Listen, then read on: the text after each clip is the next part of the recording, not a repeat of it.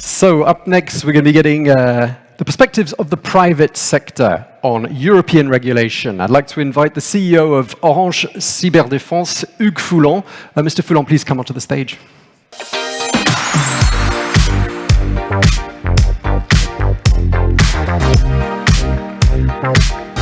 Bonjour. Thomas. Je vous en prie. So a very warm welcome to Mr. Foulon. Don't worry, I'll be putting the questions to you in French, but we'll be doing the introduction in English. So you are a member of the Orange Executive Committee. You're also the CEO of Orange Cyberdéfense. It's great to have you with us. Let me say a few words about Orange Cyberdéfense. It's a pure cyber player. It's wholly owned by Orange, employing around 3,000 people. Si je dis quelque chose qui n'est pas vrai, n'hésitez pas à me dire. It sells its products and services to customers and businesses around the world. It's got 2 decades of experience in protecting Orange's critical assets. And of course, protecting data is a big part of what you do. So, Hugues, what we want to find out is this. Is Europe still in the race when it comes to the digital revolution and geopolitical upheavals? My first question is, en tant que professionnel du secteur télécom depuis 20 ans, je pense, quelle est votre vision de la révolution numérique encore? Je pense qu'on est... bonjour à tous, merci de m'avoir convié. Je pense qu'on est tous témoins d'une révolution numérique permanente, rapide, accélérée, qui touche nos sphères privées, professionnelles et même notre vie de citoyen. La surface d'attaque et la digitalisation va à une telle vitesse que, bien sûr, il y a des bienfaits et des apports considérables qui sont massifs, évidents, souvent addictifs.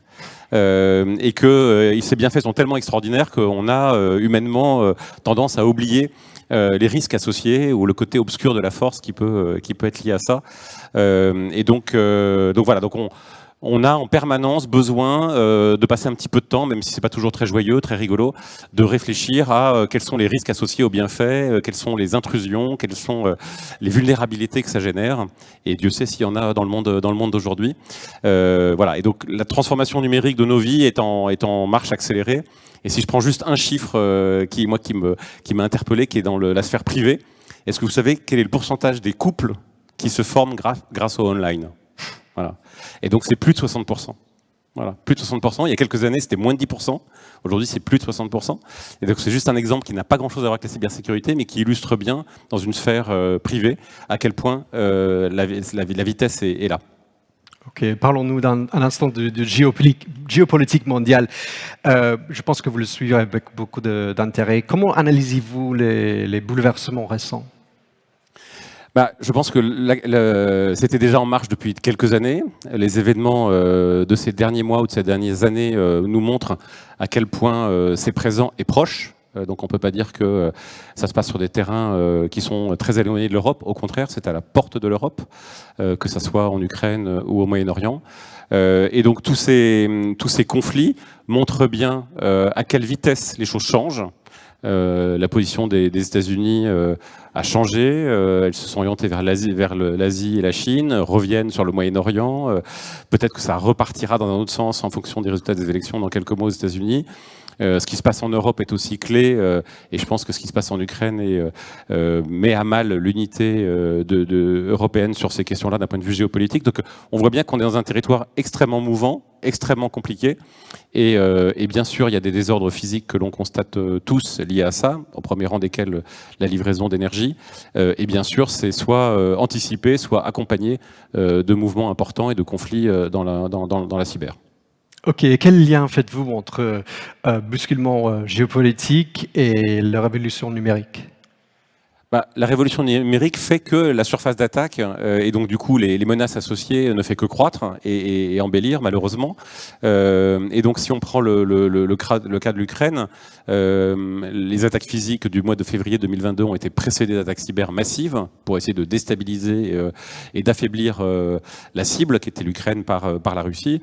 Ce qui s'est passé au Moyen-Orient et en Israël le 7 octobre dernier est un peu différent, donc il n'y a pas eu vraiment d'attaques massives préalables. En revanche, il y a eu des secousses qui se sont répercutées après dans le monde cyber avec des attaques activistes d'une ampleur relativement inégalée avant. Et donc on constate ça et on voit qu'il y a un lien très très étroit entre le niveau de conflictualité physique et ce qu'on voit dans le monde cyber, que ce soit avant, pendant ou après, qui accompagne les différents conflits.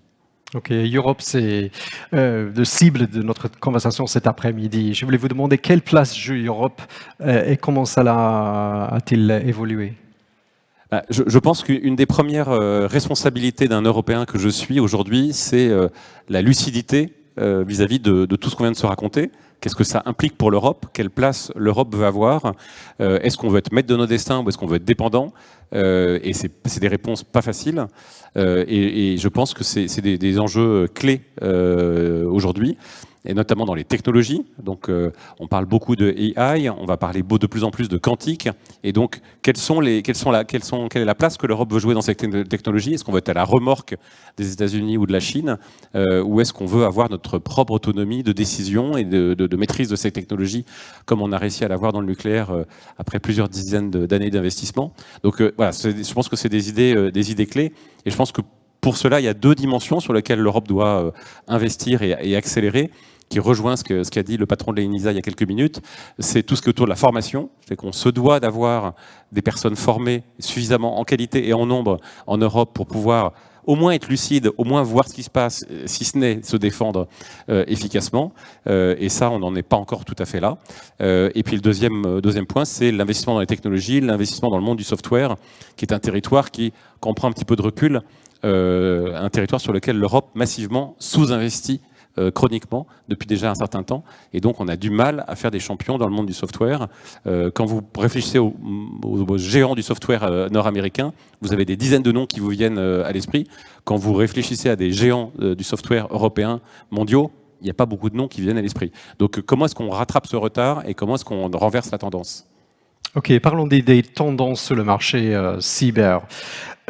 Qu'est-ce que vous observez en tant que tendance, en tant que PDG de zone d'entreprise leader en Europe de la cybersécurité?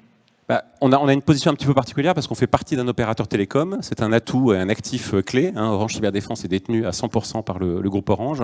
Et donc, on a plein de synergies, que ce soit dans la compréhension de la menace, que ce soit dans l'innovation, le développement, notamment à base d'intelligence artificielle, ou que ce soit dans le go-to-market pour distribuer nos offres auprès des clients finaux, B2B notamment. Et donc ça, c'est vraiment un atout très différenciant. Et donc, ça nous permet d'être un acteur clé, non seulement en France, mais dans une douzaine de pays européens aujourd'hui. Et donc, on voit bien que, et je pense que vous êtes tous convaincus de ça, mais ça touche tout type d'activité. Donc, il n'y a pas vraiment d'activité plus ciblée que d'autres, même s'il y a des pondérations, mais aucune activité ne peut dire je suis épargné contre les cyberattaques. Et donc que ce soit le monde financier, le monde des utilities, le monde du manufacturing, voilà, le secteur public, tout le monde est touché. Et encore, ce qui s'est passé avec le RIE il y a quelques jours montre bien que tout le monde est une potentielle cible de ces attaques-là.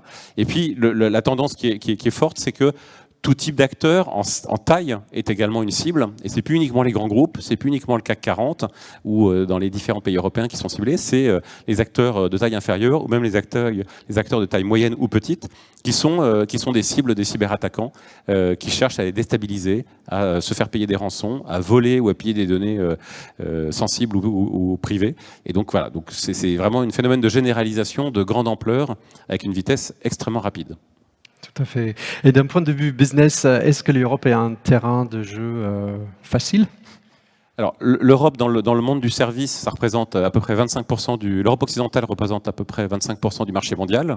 Les États-Unis, 50%. L'Europe, 25%. C'est un marché qui est en croissance de à peu près 9 à 10% par an. Donc, c'est un marché qui est prospère, qui se développe, qui est très fragmenté, très compliqué. Comme vous le savez, même si on fait l'interview en français, qu'il y a beaucoup de langues, beaucoup de régulations, même s'il y a une tentative d'harmonisation des régulations. Donc ça ne fait pas de ce marché européen un marché très simple, mais c'est un marché sur lequel nous, en tant qu'acteurs européens de confiance, on doit résolument s'investir. Alors, n'êtes-vous pas 100% dépendant des logiciels américains et israéliens? Donc, comment parlons alors de la souveraineté européenne? Alors ça, c'est un problème qui rejoint ce que je disais tout à l'heure, ce que j'évoquais tout à l'heure sur le monde du logiciel et le développement du software en Europe. Nos clients ne sont pas dépendants à 100% des grands acteurs américains, mais ils sont très majoritairement dépendant des acteurs américains. Et aujourd'hui, plus de 90% des partenariats, des solutions qu'on propose à nos clients se font avec des logiciels qui sont d'origine, qui sont américains. Certains d'entre eux avec des labos de recherche et développement proches de Tel Aviv d'ailleurs. Mais donc notre rôle, c'est de faire émerger une concurrence saine et d'avoir des acteurs européens et d'essayer d'aider des acteurs de taille plus petite, moyenne ou petit, ou voire de temps en temps très petit, pour quand ils ont une solution très pertinente, soit dans une niche, soit avec une technologie disruptive, de pouvoir leur proposer ça aux clients. Voilà, nous on est technologie agnostique, on n'a pas de parti pris comme ça au départ, mais notre rôle d'acteur européen, notamment quand on s'appelle Orange et notamment quand l'État est actionnaire à 23% du groupe Orange, ça fait partie de notre rôle et ça fait partie de mon rôle de CEO d'essayer de favoriser ces solutions. C'est pas toujours facile. Quand ça marche, se pose la question de l'effet d'échelle. Comment est-ce qu'on scale? C'est bien d'une start-up qui est efficace, mais comment on devient une scale-up? Et donc, mais je pense que ça fait partie de la mission d'acteurs comme Orange Cyberdéfense d'accompagner ces acteurs français et européens à essayer de franchir les différentes marches de l'échelle. Et quel est le rôle du privé alors dans l'instauration de cette autonomie stratégique en Europe? Je pense que tout le monde, en tout cas moi, il me paraît assez évident que en matière de cybersécurité, le public ne peut pas tout. On ne peut pas attendre du public, et je pense que ce n'est pas le rôle du public de protéger de tout le temps, partout. Donc bien évidemment, il y a un espace pour les acteurs privés que nous sommes, mais la concurrence est extrêmement importante. Le marché français, mais tous les marchés européens où nous sommes présents, et nous sommes présents au Benelux, en Allemagne, au UK, dans les pays du Nord, et dans d'autres pays hors d'Europe. Tous les marchés sont structurés de la même façon, tous les marchés sont extrêmement fragmentés avec une concurrence effrénée et avec une innovation technologie et une innovation marketing aussi très très forte qui fait que voilà, donc il y a le privé à sa place et quand on a besoin de sécuriser par exemple, je prends des exemples de clients publics d'Orange Cyberdéfense, un certain nombre d'hôpitaux en France, un certain nombre d'hôpitaux en Belgique, la police en Suède, la police aux Pays-Bas est cybersécurisée par Orange Cyberdéfense. Donc on voit bien que ce sont des acteurs publics, certains d'entre eux régaliens, donc avec une mission importante dans les sociétés occidentales, et donc font appel à des prestataires privés pour les accompagner parce que c'est un sujet d'agilité, c'est un sujet de compétence, c'est un sujet de formation, c'est un sujet de partenariat, et donc on est plus à même de proposer ces solutions que des acteurs publics. Alors, est-ce que vous pensez que la souveraineté, c'est un argument suffisamment fort pour que les clients fassent le choix en faveur des entreprises européennes et payant le prix? Qu'est-ce que vous pensez? Il faudrait demander ça aux clients pour avoir une réponse tout à fait pertinente. Je pense que le monde d'aujourd'hui nous y conduit à grande vitesse. Je pense que c'est quelque chose qui n'était pas forcément accepté ou reconnu encore très récemment, notamment avant le début de la guerre en Ukraine. On voit bien que l'Europe ne peut pas indéfiniment être une colonie numérique américaine. Et donc on a besoin d'avoir un certain nombre de sujets, une forme d'autonomie stratégique. Et ça va prendre du temps. Hein. Bien sûr, tout le monde pense au cloud, mais ça va prendre du temps. Mais je pense que c'est une nécessité. C'est un investissement de long terme et une entreprise de longue haleine. Mais on doit le faire. Et en fonction de la prise de conscience des enjeux stratégiques. Est-ce je veux que mes données soient dans un cloud de confiance, ou est-ce que je veux que mes données se baladent un petit peu partout dans le monde? Je pense qu'il y a un certain nombre d'activités où c'est pas très grave, et des activités assez sensibles ou assez protégées ou très concurrentielles sur lesquelles on a besoin d'avoir une notion de souveraineté, ou en tout cas de certaine souveraineté. Et je pense que pour ça, les clients voudront payer un premium prix qui ne sera pas forcément exorbitant, mais qui sera un petit différentiel en disant, voilà, est-ce que vous voulez que vos données soient localisées, sécurisées, ou est-ce que vous voulez que vos données se baladent sur des réseaux d'hyperscalers partout dans le monde? Peut-être qu'il y aura un différentiel de prix que les clients... Aujourd'hui, j'en suis pas complètement convaincu, pour être tout à fait franc, mais je pense que c'est le sens de l'histoire, compte tenu du fait que le monde se régionalise et qu'on va avoir une logique de plaques. On aura de moins en moins de concepts de mondialisation. Et donc, je pense que la notion de souveraineté viendra avec ça de façon assez naturelle. Ok, concernant la régulation, ils disent que les États-Unis, la Chine innovant, l'Europe régule. Que pensez-vous? Ce qui est sûr, c'est que dans le monde de la cyber, on est dans une phase aujourd'hui, les grands moteurs de développement du monde de la cyber, c'était la digitalisation et l'augmentation de la surface d'attaque, et du coup, corrélativement, l'augmentation des menaces et des différents types de groupes qui pouvaient cyberattaquer. Aujourd'hui, de façon plus récente, mais de façon très rapide, il y a un troisième levier d'accélération du marché qui va booster le marché encore plus, qui est la régulation. Voilà, c'est-à-dire que les entreprises, et plus uniquement les grands groupes du CAC 40 ou les grands groupes multinationaux européens, mais également les entreprises de taille intermédiaire, vont devoir se conformer à un certain nombre de régulations. Et donc Nice 2 en est une en Europe et va être transcrite en France. Et donc, bien sûr, il y a un phénomène d'accélération dans la régulation. On peut l'accepter ou le regretter, mais c'est comme ça. Et pour nous, pour des acteurs comme Orange Cyberdéfense, mais on est loin d'être les seuls, ce sont des opportunités pour accompagner ces entreprises qui souvent ne connaissent pas très bien les menaces de cybersécurité, n'ont pas forcément les personnels bien qualifiés ou même pas les personnels du tout pour traiter ce genre de situation, et donc vont avoir recours à des prestataires externes comme Orange Cyberdéfense qui est présent en région pour les aider, pour les accompagner à se conformer à ces réglementations qui vont être importantes. Et quel manque il y aura pour être plus dans la Corse, à votre avis? Je reviens sur ce que je disais tout à l'heure. Je pense que notre capacité d'innovation, nos capacités d'entreprendre est présente. Je pense qu'on a du mal à générer beaucoup de startups. Une fois qu'on a des startups, on a du mal à leur faire passer les étapes suivantes. On a un tissu financier d'accompagnement de ces entreprises qui est pas le même du tout que l'Israël, qui est très différent de celui des États-Unis. Et donc, comment est-ce que l'Europe se dote de ces outils-là pour faire émerger? Aujourd'hui, nombre de startups qui franchissent les premiers niveaux et qui après n'ont qu'un objectif, c'est de se faire acheter par des acteurs américains. Donc, si on parle de la souveraineté, c'est peut-être bien d'un point de vue capitaliste pour les propriétaires de ces startups. Si on parle de souveraineté, c'est un petit peu malheureux parce que c'est des centres de décision qui s'en vont de l'autre côté de l'Atlantique. Et donc, je pense qu'il y a tout le sujet de l'innovation et de réussir à créer des géants et des acteurs mondialement reconnus dans le monde du logiciel. Et aujourd'hui, on n'en a pas beaucoup, voire pas du tout. Et puis le deuxième point, j'insiste, je reviens sur ce que je disais tout à l'heure, je pense que si l'Europe veut rester dans la course, les enjeux de la formation, et pas uniquement la formation académique, toutes les formes de formation continue, en alternance, à différents parcours au moment de la vie, et c'est ce qu'on fait chez Orange Cyberdéfense en recrutant plus de 600 personnes par an, c'est vraiment quelque chose de clé pour que l'Europe reste à la pointe, sinon on sera vraiment déclassé. Et dernièrement, on parlera un peu plus tard cet après-midi par rapport à l'intelligence artificielle et son rôle sur le terrain de bataille. Je voulais vous demander quel est le rôle de cyberwar dans les conflits mondiaux aujourd'hui? On l'a évoqué tout à l'heure, c'est-à-dire que c'est un petit peu comme...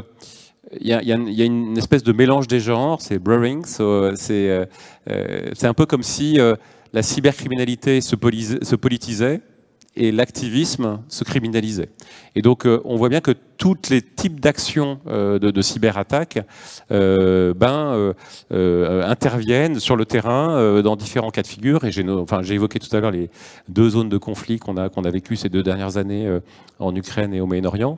Et on voit bien qu'à chaque fois, c'est hybride. À chaque fois, c'est hybride. Et la poursuite de la guerre en Ukraine est très hybride. Donc il y a une guerre physique, mais elle est associée à beaucoup de technologies, beaucoup d'AI, beaucoup de cyber. Et donc on pense aux drones et des choses comme ça. On voit bien qu'il y a une dimension.